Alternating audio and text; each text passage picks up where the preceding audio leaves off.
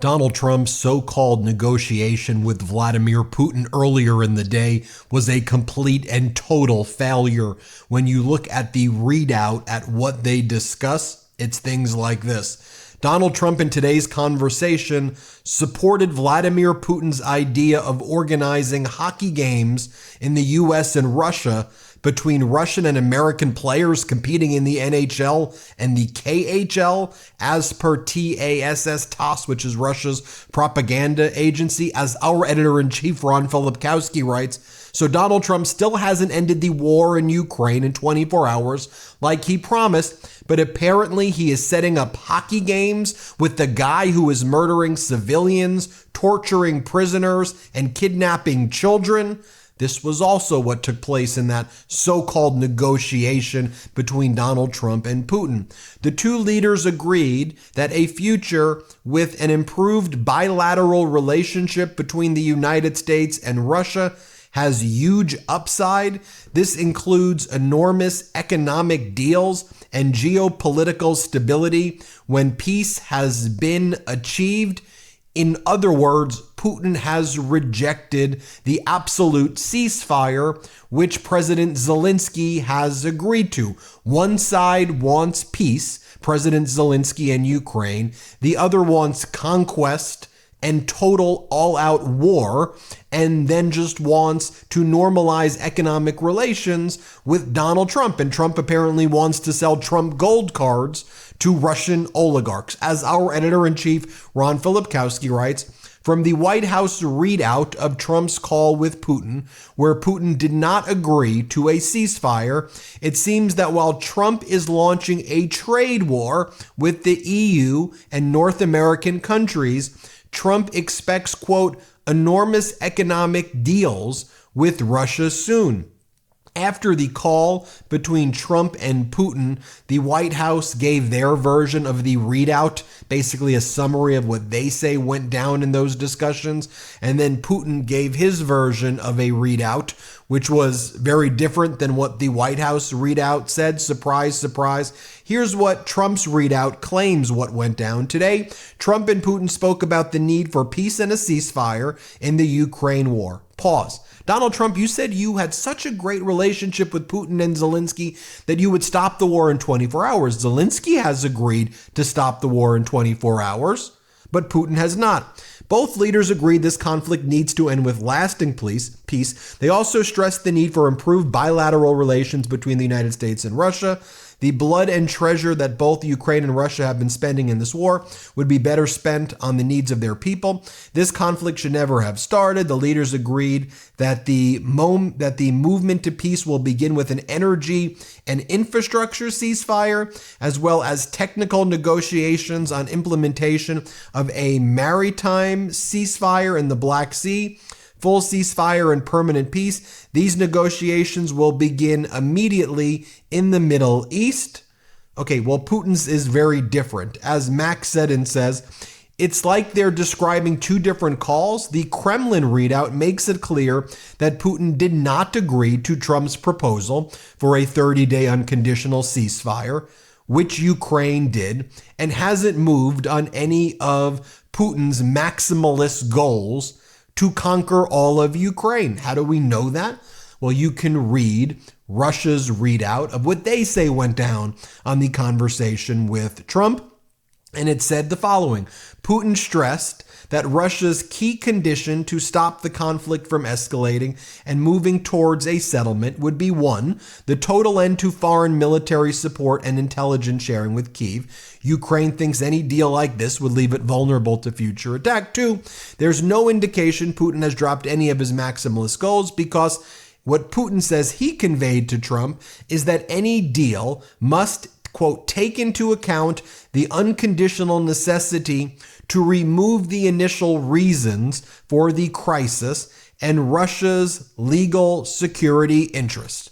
So to be clear what they're saying there, that is code for Ukraine can never join NATO, and basically Ukraine should not exist as an independent country, since Russia's belief is that the initial reasons for the crisis, that's how Russia refers to their unlawful invasion and attempted conquest of Ukraine, is the fact that Ukraine exists. That's what they say is the initial reason. So in other words, Putin's rejecting unconditional ceasefire. Zelenskyy has agreed to unconditional ceasefire. Donald Trump acts like this was some victory he's achieved in negotiation when clearly it's not. From the Russian readout as well, they talk about how the US and Russia are going to host hockey matches with NHL and KHL players.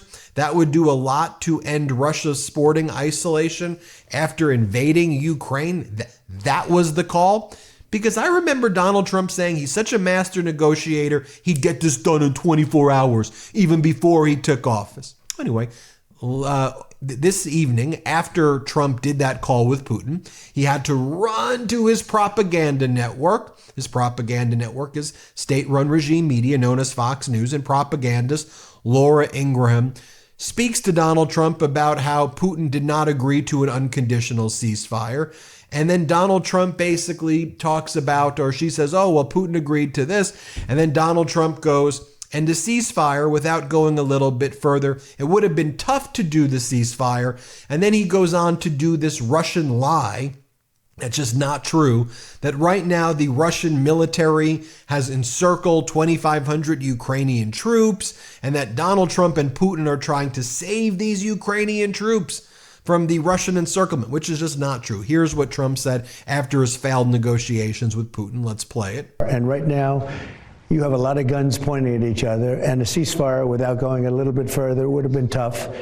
Russia has the advantage, as you know. They have encircled about 2,500 soldiers. They're nicely encircled, and that's not good.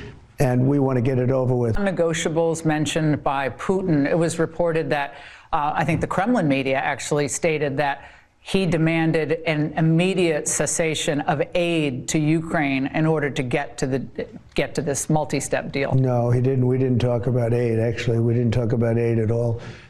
We talked about a lot of things, but aid was never discussed. Now, earlier this week, actually, I think it was recorded on the weekend, on a podcast called Full Measure with Cheryl Atkinson, Trump was asked about why he or what he was saying when he said he would have peace in 24 hours. And Donald Trump said that he didn't really mean it, that he would get peace in 24 hours, that he was just being sarcastic. Here, play this clip. But as a candidate, you said you would have this war settled in 24 hours. Well, I was being a little bit sarcastic when I said that. What I really mean is I'd like to get it settled. Oh, so he was just being sarcastic. I'll let you judge for yourself if you think Trump was just being sarcastic. Here, play this clip of I guess this is Trump's sarcasm. Play this clip. End the war in Ukraine in 24 hours. Yes, I do. How would you do that? I know Zelenskyy very well. I'll end that war between those two countries in 24 hours. It won't even take that long. I will get the war ended. No, he promised during the campaign that he would end the war in 24 hours. It wasn't sarcasm. It was a promise that people took literally, that his staff and team and cabinet said they were going to get done. It's yet another Trump lie. Now, before those failed negotiations with Putin and Trump, Putin was speaking in front of a group of oligarchs in Russia, and Putin kept Trump waiting for him.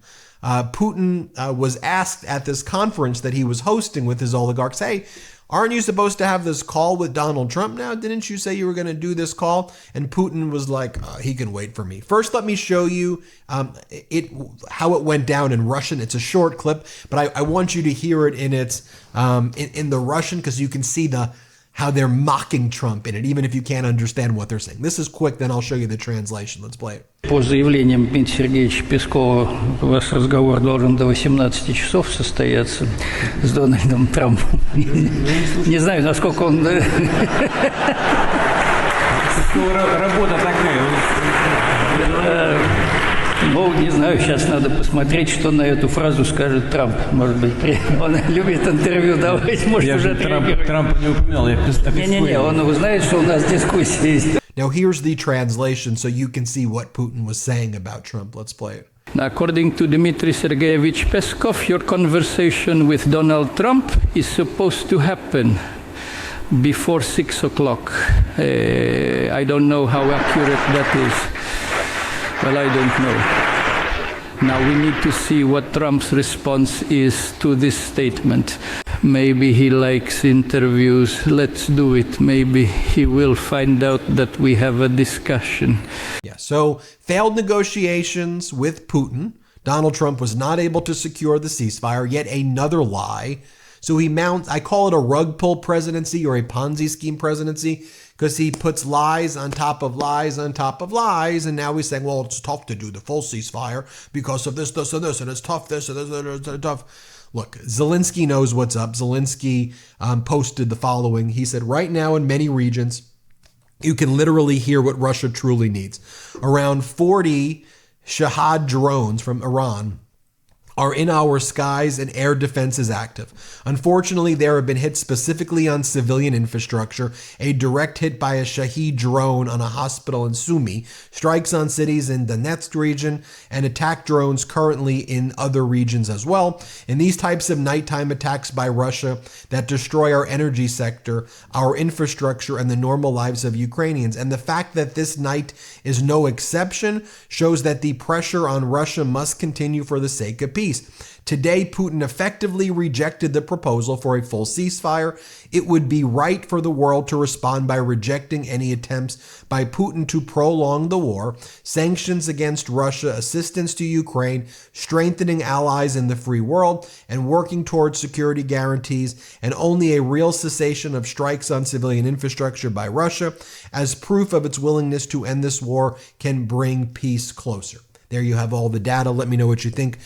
Hit subscribe. Let's get to 5 million subscribers. Can't get enough Meidas? Check out the Meidas Plus Substack for ad-free articles, reports, podcasts, daily recaps from Ron Filipkowski, and more. Sign up for free now at MeidasPlus.com.